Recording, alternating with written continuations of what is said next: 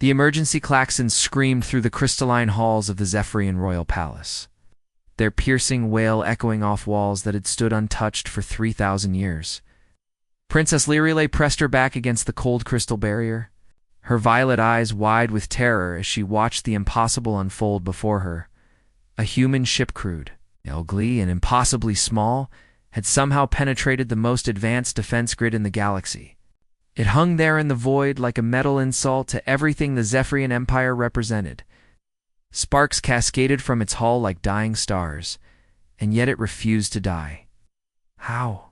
she whispered, her voice barely audible above the chaos. "How did they "Get through the eternal barrier?" The answer came in the form of gravitational shock waves that made the entire palace shudder. The human vessel wasn't just damaged, it was fighting back against a force that had conquered 17 star systems, against technology that could crack planets like eggs, and somehow, possibly, it was winning. Princess Lirelei watched in fascination as the small craft executed maneuvers that should have torn it apart. Its pilot flew like someone who had nothing left to lose and everything to prove. The ship danced between the massive Zephyrian dreadnoughts like a mosquito among elephants, striking with precision that defied logic. Then the unthinkable happened. The human ship's weapons, primitive by galactic standards, found their mark. The flagship of the Zephyrian fleet, the Celestial Dominion, began to list as its starboard engines failed in a cascade of brilliant explosions. The princess felt something she had never experienced before. Not fear, she had lived with that her entire life under her mother's iron rule. This was different. This was hope. The human ship's trajectory shifted. It was heading directly for the palace landing bay guards. Queen Velthara's voice cut through the alarm like a blade of ice. "Seal all entrances. I want that primitive creature captured alive. I have questions." But Princess Lirelei was already moving. While her mother commanded armies and her guards scrambled to obey, she slipped away through passages she had learned as a child. Passages that led to the one place no one would think to look. The landing bay. ##. Chapter 2. First Contact. The human ship crashed more than landed, sending up a shower of sparks and twisted metal. Princess Lirelei crouched behind a maintenance console, her heart pounding as she watched the smoke clear. For a moment, nothing moved. Then, with a hiss of escaping atmosphere, a hatch opened. He emerged like something from a fever dream. Tall by human standards, but still shorter than any. Zephyrian male, he moved with the fluid grace of a predator, despite obvious injuries. Blood red, not the silver of her people, streaked down his left temple. His clothing was torn and scorched, but he held himself with a dignity that made her breath catch. Then he looked directly at her hiding place and smiled. "I know you're there," he said in accented but perfect Zephyrian. "I'm not going to hurt you. My name is Marcus Chen, Lieutenant Commander of the Terran Defense Force, and your Princess Lirelei." She stepped out slowly, fighting every instinct her mother had drilled into her about trusting outsiders. "How do you know who I am? How do you even speak our language?" Marcus gestured to a small device on his collar. "Universal translator. S. For who you are." He paused, and she saw something vulnerable flash across his features. "I've been studying your people for 2 years, preparing for this moment." Preparing for what moment? "The moment I came to rescue you." The words hit her like a physical blow. Rescue from what? From her life of luxury and privilege in the most powerful empire in the galaxy? She was about to tell him exactly how ridiculous that sounded when footsteps echoed through the corridor outside. act? "They're coming," she whispered urgently. "You have to hide. They'll kill you." But Marcus shook his head, checking a weapon she hadn't noticed before, something primitive but deadly looking. "No more hiding. Princess, I need you to make a choice right now. Come with me, or stay here and watch your mother destroy everything you could become." "What are you talking about?" "I don't understand." The main doors exploded inward. Queen Velthora strode through the smoke and debris, flanked by her royal guard. Each warrior stood 8 feet tall and wore armor that could deflect starship weapons. They moved with the terrifying precision of a pack of apex predators, and they all stopped dead when they saw Marcus standing protectively in front of her daughter. "Step away from the princess human," the queen commanded, her voice carrying the authority of someone who had never been disobeyed. "And you might live long enough to tell me how you breached our defenses." Marcus didn't move. "With respect, your majesty, I didn't come here to surrender." Queen Valthara's laugh was like breaking glass. "You think your primitive weapons can stand against us? You think your crude technology can?" She stopped mid-sentence as Marcus raised his hand. In his palm was a small device that was definitely not human in origin. It pulsed with an energy signature that made every Zephyrian in the room take a step backward. "Where did you get that?" the queen whispered. "From someone who knew this day would come," Marcus replied calmly. "Someone who prepared for it. Princess Lirelei, the choice is yours. But choose quickly." Lirelei looked from the device to her mother's face, and for the first time in her life, she saw fear in those ancient eyes. Real fear. What was this human? What was that device? Why did she suddenly feel like everything she'd ever been told about the universe was a lie? Chapter 3. "The truth about humans, you're making a mistake," Queen Valthara said, but her voice had lost its commanding edge. "You don't know what you're dealing with, human. That device. ... It's not meant for your kind." Marcus smiled grimly. "Actually, your majesty, it was made by my kind." About 50,000 years ago. The silence that followed was absolute. Even the emergency klaxon seemed to have gone quiet. Princess Lirelei felt the world tilt beneath her feet. "Oh, that's impossible. Humans are a primitive species. You've barely achieved interstellar flight. Your civilization is only a few thousand years old." "That's what we wanted everyone to think," Marcus said, never taking his eyes off the queen. "It's called strategic patience. We learned it from the last empire that tried to conquer us." He gestured with the device, and suddenly holographic images filled the air around them. Star maps, battle formations, technological schematics that made Zephyrian science look like children's toys. "The Veltar Empire," he continued conversationally. "They ruled 47 star systems before they decided Earth would make a nice addition to their collection. That was 53,000 years ago. More images. Ships that dwarfed anything in the current galaxy. Weapons that could ignite. Stars. And humans, definitely humans, wielding technology that shouldn't exist. We tried peaceful coexistence at first," Marcus said, "but they insisted on slavery. So we did what humans do when backed into a corner. We adapted. We learned. We became better than our enemies ever dreamed of being." Queen Valthara's face had gone pale as starlight. "The Veltar Empire. They didn't fall the Civil War. You destroyed them. We offered them surrender," Marcus corrected. "They chose obliteration. After that, we made a decision. Humanity would never again be caught unprepared. We would spread across the galaxy, hidden, watching, learning, and we would make sure that no empire ever grew powerful enough to threaten any species the way the Veltar threatened us." Princess Lirelei's mind raced. The trade convoys that go missing, the rebellions in the outer systems, the technology, failures that always happen at the worst possible moments. "Humans," Marcus confirmed. "We've been preparing the galaxy for change, peaceful change if possible. The Zephyrian Empire is the last of the great predator civilizations. After you, ... the galaxy can finally know peace. After us."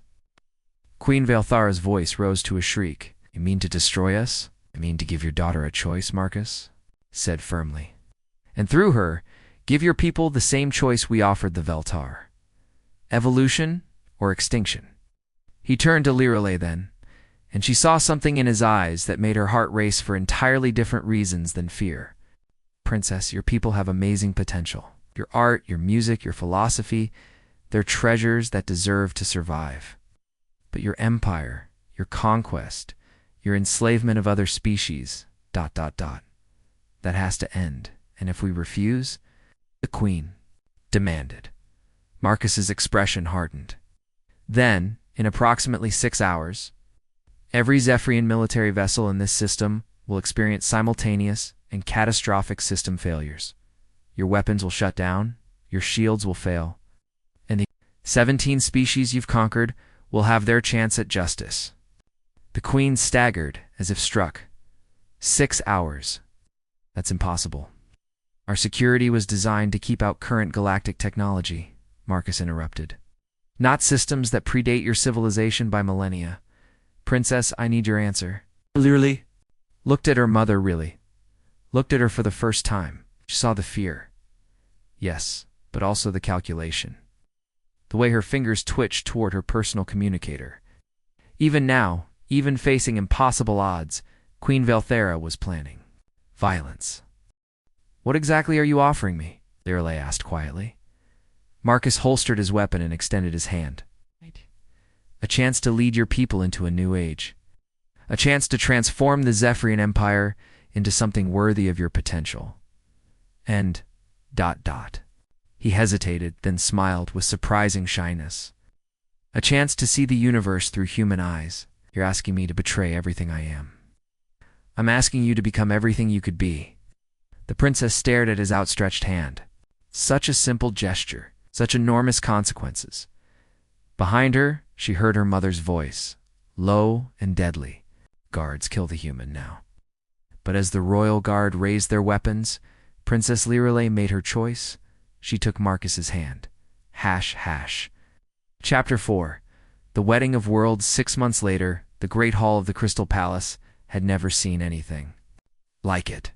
Representatives from 23 different species stood in carefully arranged groups, their conversations a symphony of languages and intentions.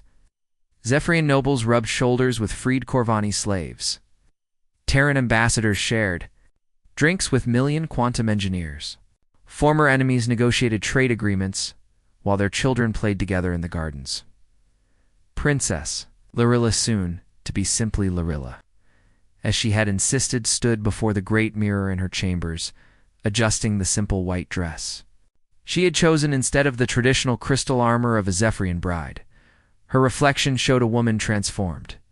The fear that had haunted her eyes for 24 years was gone, replaced by something she was still learning to recognize. Hope. Having second thoughts? Marcus appeared in the mirror behind her, resplendent in a modified version of his Terran dress uniform. The insignia had been altered to reflect his new position as humanity's first official ambassador to the Zephyrian Federation. Federation, not empire. That had been Lirelei's first official act as heir apparent, the abolition of the imperial system and the establishment of a democratic federation of worlds. Her mother had not taken it well, about marrying a human who turned my entire worldview upside down. Lirelei turned and smoothed his collar, marveling at how natural the gesture felt. Never. Through the crystal walls, they could see the assembled fleet in orbit. Not the massive dreadnoughts of conquest that had once patrolled these skies, but exploration vessels and research ships. Humanitarian craft carrying medicine and technology to worlds that had been stripped bare by imperial greed. The Corvani delegation seems happy, Marcus observed. They should be. Their homeworld will be fully restored within the year? Lirelei's voice carried a note of pride. Did you know they've already volunteered to help terraform 3 dead worlds? They want to give other species what was nearly taken from them. That's the thing about freedom, Marcus said softly. It's contagious. A soft chime indicated that the ceremony was about to begin. As they walked toward the Great Hall, Lirelei found herself thinking about the journey that had brought them here, the desperate months of negotiation. The near civil war, when loyalist forces tried to restore the old order, the moment when Queen Velthara had finally accepted exile rather than watch her empire crumble around her, and through it all, Marcus had been there, not as a conqueror, but as a partner, teaching her about human concepts like democracy and individual rights, learning from her about Zephyrian philosophy and the deep currents of culture that bound her people together. Are you sure your people will accept this? She asked, as they paused outside the Great Hall doors. A human married to an alien princess? Marcus laughed. Lirelei, humans have been dreaming about alien princesses since before we learned to write. Trust me. Earth's reaction is going to be overwhelmingly positive, And the other humans? The hidden ones? His expression grew serious. They're proud. For 50,000 years, we've been the galaxy's secret guardians. Now finally, we can step into the light. Show the universe what humanity really is. And what is that? A species that believes everyone deserves a chance to choose their own destiny. The doors opened, and they were greeted by a wave of sound and color that took Liralay's breath away. Music from a dozen worlds filled the air. Banners and flags from species that had been enemies for millennia hung side by side in celebration. At the altar, a simple crystal platform that caught and reflected the light of 23 different suns waited the officiant. Not a Zephyrian priest or a human minister, but Ambassador Kethfer of the Million Collective, the first neutral party to recognize the new federation. As they walked down the aisle together, Lirilay caught sight of familiar faces in the crowd. General Thaxmer, who had led the opposition forces, but now served as Minister of Defense. Dr. Sarah Chen, Marcus's sister, who had developed the terraforming technology that was healing ravaged worlds. Even Captain Velinara, one of her mothers. Former enforcers, who now commanded the Federation's peacekeeping fleet. All of them united in something that had seemed impossible just months ago. Dearly beloved Ambassador Kethfer began, his translated words carrying across the hall. We gathered today not just to witness the union of two individuals, but to celebrate the beginning of a new age. An age where the artificial barriers between species give way to the natural bonds of understanding and respect. Lirilay barely heard the formal words. She was too busy watching Marcus's face, seeing the quiet joy there, the absolute certainty that this was right. This was how it was supposed to be. Do you, Marcus Chen of Terra, take Lirilay of Zephyr as your partner in life and in the great work of building a better galaxy? I do, Marcus said, his voice carrying clearly across the hall. And do you, Lirilay of Zephyr, take Marcus Chen of Terra as your partner in life and in the great work of building a better galaxy? Lirilay looked out at the assembled crowd. Representatives of species that had been enslaved, oppressed, or simply ignored by the old empire. All of them free now. All of them with a voice in their own destiny. I do, she said, and meant it with every fiber of her being. The cheer that went up could probably be heard on the moons of Zephyr. As Marcus leaned in to kiss her, Lirilay caught a glimpse of something that made her heart soar. In the back of the hall, partially hidden behind a pillar, stood Queen Valthera. Her mother had come after all, and unless Lirilay was very much mistaken, there were tears on the former queen's cheeks. Maybe, just maybe, even empires could learn to change. / Epilogue. What lies beyond 1 year later, the bridge of the exploration? Vessel New Horizons was a marvel of hybrid technology. Zephyrian crystal matrices worked in harmony with human quantum processors, while Corvani biotechnology provided the ship's consciousness. It was the first vessel of its kind, not just in its technology, but in its purpose. Long-range sensors are picking up something interesting, reported Lieutenant Commander Sarah Chen from the science station. It looks like we've found our first candidate for the restoration project. Captain Lirilay Chunshe had taken her husband's name as a symbol of the New Age move to examine the readings.